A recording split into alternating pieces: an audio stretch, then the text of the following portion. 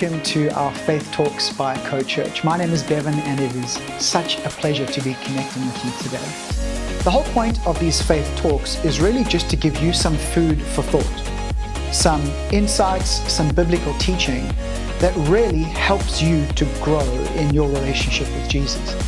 The best way that you can process these talks is with other people. We don't want these to be just a presentation.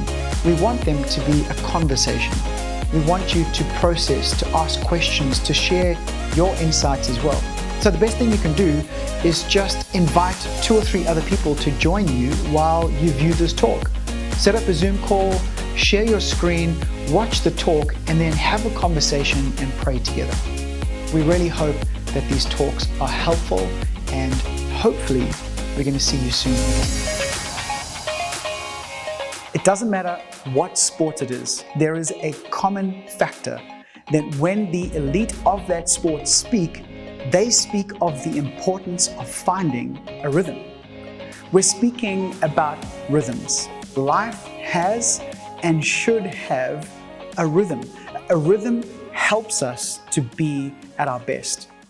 This is the last week that we're going to be speaking about rhythms. We're going to push pause on it. Maybe we'll come back to it because as of next week, we really want to focus in on the journey leading towards Easter.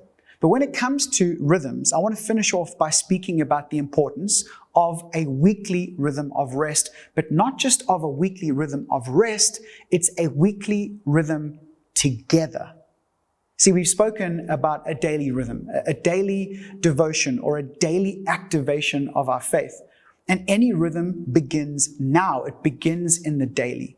And then we moved on to the importance of finding a weekly rhythm of rest. That rest is spoken of in context of the Sabbath. The Sabbath is that time when you and I pause, cease, rest. But it's not an inactivity or being passive. We looked at how the Sabbath, in keeping Sabbath, is actually about being intentional. It's about being deliberate, and it's about being deliberate by being present in the presence of God. Because He's the one who refuels us. He's the one who refreshes us. And we can live out our days refreshed by His presence. He's the source of life. And so I want to encourage you to continue in a weekly rhythm of keeping Sabbath. Now I want to talk to you more about the Sabbath. And I'm going to read to you from a book that I've spoken of previously. It's called The Subversive Sabbath. Because I want you to notice something very important about this keeping of the Sabbath in a weekly rhythm. The Sabbath, alongside other celebrations such as the Passover, the Festival of Unleavened Bread, and the Festival of Weeks, was not to be celebrated individually or in isolation, but was a sacred day for the community to gather. Such a rhythm offered a texture in the yearly and weekly calendar for people to enter into enriching, life-giving relationships around shared worship. Sabbath as such has never existed as individualism or isolationism. Particularly following the destruction of the temple in 70 AD, the synagogue served as a central communal gathering place for the Sabbath-keeping Jews. God's intention for the Sabbath was and is that we would be drawn into the richness of community. This rhythm, yes, it begins in a daily manner. Yes, it begins for us individually, but it is best enjoyed. It is best experienced together. I want to speak to you about a rhythm of togetherness.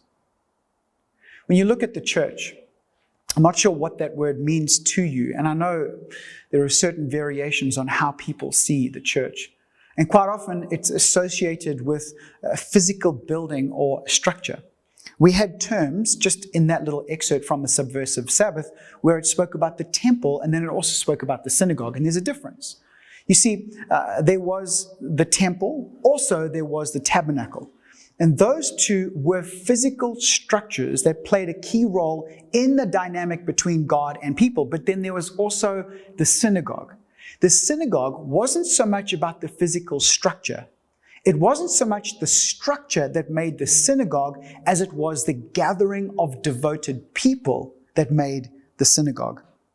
A synagogue is a consecrated place set apart for the purposes of God devotion, prayer, worship, and community. The place doesn't make a synagogue. The people devoted and gathered makes the synagogue. The halakha, which is essentially the constitution that governs the way of Jewish people, it holds that worship can take place wherever 10 Jews are gathered. See, that notion of the synagogue is far closer aligned to what the New Testament church is. The New Testament church is not a physical structure, although physical structures are not a bad thing. They house people, they facilitate, they are a catalyst. But in essence, the church is people, and not just people in isolation or being individuals. It is people gathered in community that forms the church. I know that we live in a time where there is limits around us being able to gather. I know that we live in a time that makes it very, very difficult for the church to actually be the church collectively speaking. But that should never stop us from esteeming community. It should never stop us from being deliberate, from being intentional. Yes, in our being present in the presence of God, but also to stay connected with people. We may not be able to be physically connected, but we can absolutely continue to be socially and spiritually connected. There is to be a togetherness in the church. And COVID, this pandemic, does not change that. The blueprint of what we would find the church to be is best found in the book of Acts. And let me read this to you. Notice the togetherness of the church. Acts 2 verse 1. When the day of Pentecost came, it was a festival. They were all together in one place. It goes on to say this in verse 14. They all joined together constantly in prayer. Along with everyone, they were always together. In verse 42 to 47 of chapter 2, they devoted themselves to the apostles' teaching and to fellowship, to the breaking of bread and to prayer. Everyone was filled with awe, and many wonders and signs were performed by the apostles. All the believers were together and had everything in common. They sold property, possessions, gave to people who were in need. And every day they continued to meet together in community. They broke bread in their homes. They ate together with glad and sincere hearts. This is the blueprint for the church, and it is still applicable to today. We have to continue to be agile and find different means, different ways to facilitate that. And that's why we have emphasized the need for us as a community to break things down into smaller circles. Because we want to be in community. We want to deepen and strengthen relationships. And that comes through a rhythm. And that rhythm has been challenged. That rhythm, to a large degree, has been disrupted, and what we once knew isn't any longer. And so we're figuring out these new days together. Can I ask of you that you make every effort to stay in community? You know, I want to finish by reading one verse from the book of Hebrews, and then just kind of throw out a couple of points. Hebrews chapter 10 and verse 24, it says, "Let us consider how we may spur one another on toward love and good deeds. Don't give up meeting together." Now, we can't be in physical proximity as a larger gathering, but we can still keep meeting together. So don't stop. Keep doing it. Some are in the habit of doing so, But let's keep encouraging one another. And all the more now as we see those final days approaching. I want you to understand the importance of being in community. I want you to understand how important it is for that to be a rhythm of your life. Start now. Don't wait.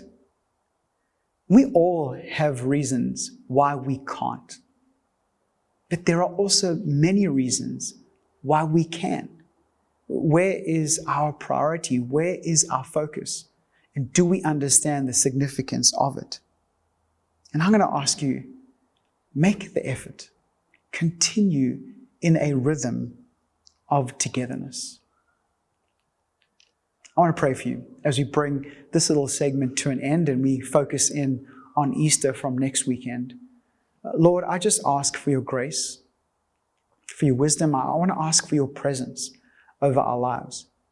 We commit to you every aspect of our life. And even in these times when there is disruption and there is restriction and there is limit, I want to pray that we all come to a greater understanding as to the importance of rhythms, daily, weekly, annually, but that those rhythms are best lived together in community. And so I pray, Spirit of God, that you unite us, that you keep us, that you strengthen us, and that you enrich our relationships. And I thank you for every single person, and I call them blessed in Jesus' name. Thanks again for connecting to our talk. Please take a moment and visit our website. All of our talks, podcasts, content is going to be online as well. You can visit www.co-church.org. And if you want to contact me directly, if you have any questions, if you want to find out anything, please, I would love to hear from you. My email address is bevan@co-church.org. Hopefully, we're going to see you soon again for another Faith Talk.